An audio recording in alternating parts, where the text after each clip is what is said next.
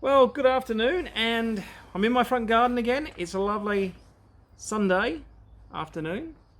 Sun's starting to go down, and yeah, it's been a few weeks since the last video, and I just thought I'd do a little bit of an update as to the journey we've been on recently, because I've done a bit of a U-turn. So let's talk about it.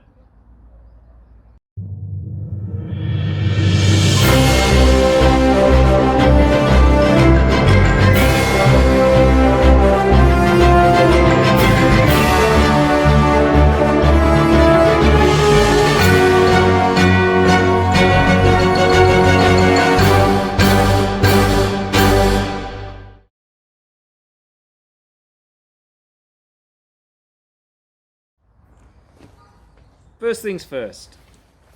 Sidewood Adelaide Hills Chardonnay. I apologise in advance if I've had one of these before and talked about it, but they're so good. I went to the bottle shop and I said I want something that's white, something that's cold, and something that is reasonably dry.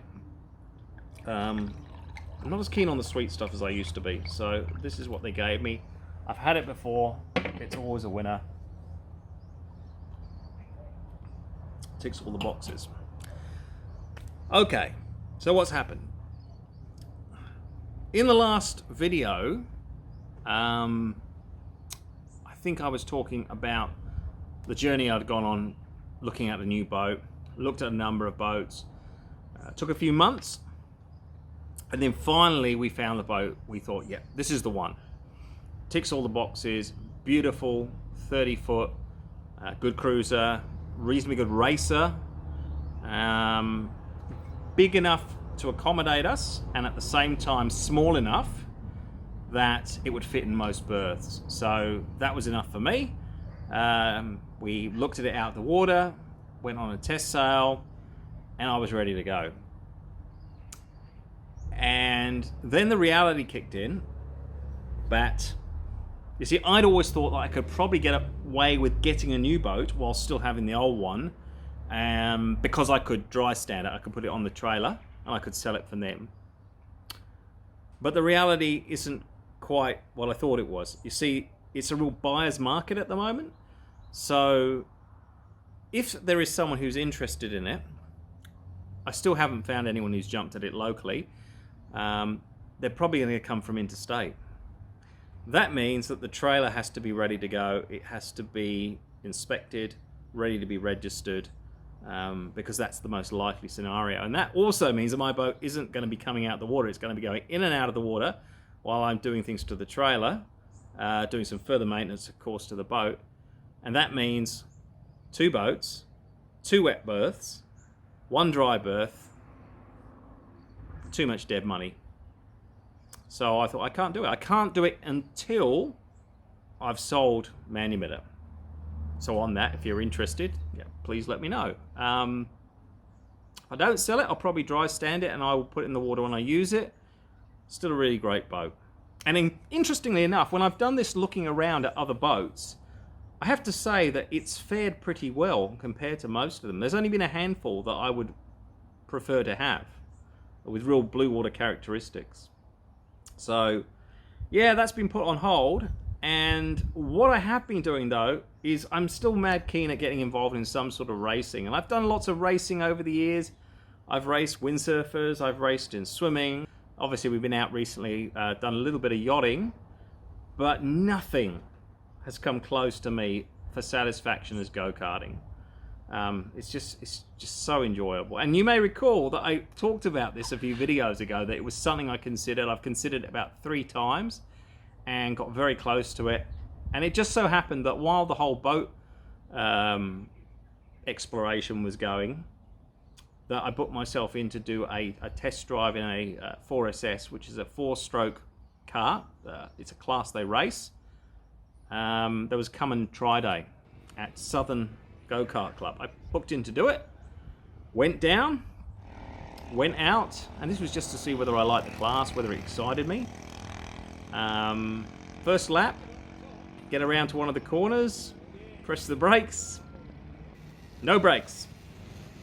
Straight on, sideways, then into the tyre wall, and had a pretty big accident. And unfortunately, it aggravated a bit of an injury I had on the side, which is, it brings me to my next point. One of the few places that you really are quite exposed in go-karting is the side, because the seat comes around you, and if you get T-boned, or if you come off and hit something sideways, you often can get injuries to the rib area of the body. So with that in mind, I won't be driving again without one of these rib protection vests, which are very strong. So I still haven't fully recovered from that. That being said, it was a great day. First kart was obviously a little bit unreliable, had a few problems with it. Went out again with the discomfort and drove a kart that was much more predictable, and I came in and I just said, we're doing this. We're doing this. I'm going back to this. I'm going to commit to going kart racing again. So since then, I've fully committed to basically going back to the people that had offered me the chassis some months ago. I said, do you still have it? They said, yes. I said, right, let's do it. Let's do it. And accepted the quote to get the engine put in it, which I'm paying for. But they're going to provide the chassis. Looks like a great package. That brought us to the new, well, before we get to the next problem, why would I do this? Why would I just turn around and go back to karting? What is it that's about karting that sailing doesn't offer when it comes to racing? By and large, kart drivers have to be pretty fit and healthy. It's actually quite demanding to drive one of these things around the track. And I love it. I love actually feeling tired when I get out the kart. So it's a real incentive for me to get fit and healthy, get my upper body strength to a good standard again. And also there's weight classes. So that means going out, having the incentive to lose weight. It's all basically going to lead to healthier diets and things like that. So, you know, here I am saying this and I'm, you know, chugging this down. I'm not complaining, but by and large, my eating, my drinking, yeah, it's been much better since I've decided to do this. I basically eat, yeah, when I am eating, I'm eating some pretty good healthy meals and losing weight, and it's all taking me in a much more positive direction. But there is, as I say, there's a few challenges when you start getting a decent package together, and one of the challenges which held us back before is the trailer. So we'd be looking online. I was a little bit nervous about buying online, but I'd been corresponding to this gentleman who had a trailer at his family's farm, and we decided that we would buy it. And he'd been really good sending me pictures of it, information, and we went out there yesterday and we picked up the trailer. It's about a 2-hour drive to this farm where we picked the trailer up. And about halfway there, all of a sudden I'm driving down in my 4-wheel drive and it suddenly started behaving like a Sherman tank. It was so heavy. I thought, I've lost power steering. What has happened? And I thought it was something really major, and it's still not great, but these are 2 fan belts. And you wouldn't think you could drive a car fine without a couple of fan belts, but you can, if it's the right ones. So I lost power steering, and there might be a few other things I lost, but I haven't lost anything that's really important to the engine, the cooling, things like that, which is a really big relief. And the car is going in soon to get them fixed. So we got there, we looked at the trailer, looked great, bought the trailer. The gentleman who was up there, he was really, really good, really, really helpful. We had a look at it was actually him who had a look and found out what had happened with the fan belts. And we pulled out the old ones so they wouldn't get in the way. And at the same time, one of the dogs decided to make himself at home in the front seat of my car. And we picked up the trailer, drove it back, fine on the road, put it in the garage, and there it is now. And actually, I'm just going to show you how well designed this trailer is, because it's been modified to hold a go-kart, and you can put one in, providing you have the correct trailer, by yourself with some degree of ease, and there should be plenty of room in it. So this is the back of the trailer. It opens up, and it's a bit of a ramp, and at the front there's another opening. And what you do is you go in, and this platform is what the go-kart rests on, and you obviously have to hold it up because the kart weighs about 70 to 73 kilos, and you open that, you open this, and then you gently slide this out, which you should be able to do just by yourself. When you get to about this stage, you lower some legs,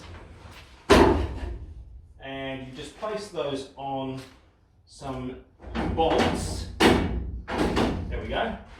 And push it back.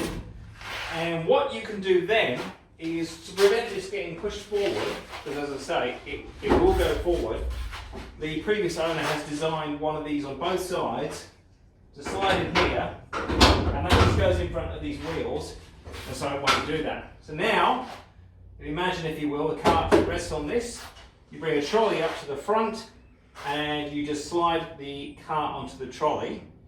And as long as it's a trolley that's designed to be used by one person, you can then lower it onto the ground and move it around the paddock into the grid as you see fit. So, yeah, I'm pretty happy with that. So here we are with a bit of a direction, at least for the next few months, maybe a few years. Obviously we're going to be covering some of this on this channel, and it's not to say we won't hopefully do a bit of sailing too, but yeah, I can't wait to get back in a car and get back racing. Don't expect great results straight away. This is a hard competitive sport, but just the enjoyment of being able to work out all the problem solving and hopefully gradually progress through the field is going to be something worthwhile doing at 48 years of age, and hopefully worthwhile covering and sharing with you guys.